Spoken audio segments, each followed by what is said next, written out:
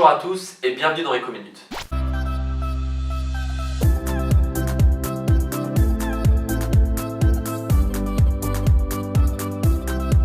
Aujourd'hui, nous allons parler de l'économie verte.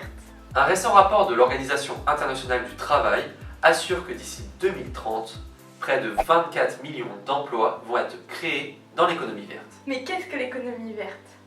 L'économie verte regroupe des engagements en matière de protection de l'environnement, innovation et création d'emplois. L'économie verte regroupe deux types d'activités.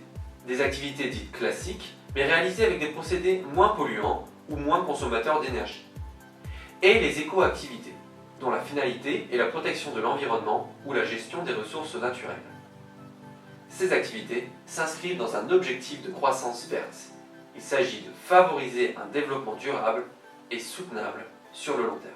La croissance verte signifie promouvoir la croissance économique et le développement. Tout en veillant à ce que les actifs naturels continuent de fournir des ressources pour notre bien-être. Un exemple concret, le tourisme. Le tourisme vert développe son offre chaque année avec des logements plus respectueux de l'environnement, une consommation raisonnée et locale et des déplacements réfléchis. Toujours selon le dernier rapport, 2,5 millions d'emplois seront créés d'ici 2030 dans le secteur de l'énergie renouvelable. De quoi compenser la perte de près de 400 000 emplois dans le secteur de l'électricité qui repose en partie sur le combustible fossile. Chaque individu émet du CO2, notamment à travers ses déplacements et son chauffage. Un processus de compensation carbone permet de rassembler des particuliers ou des entreprises qui veulent lutter contre le réchauffement climatique lié à cette émission de CO2. La compensation carbone peut s'effectuer via deux marchés. Le premier concerne les acteurs industriels dont les émissions ont été plafonnées dans le cadre d'une réglementation internationale comme le protocole de Kyoto.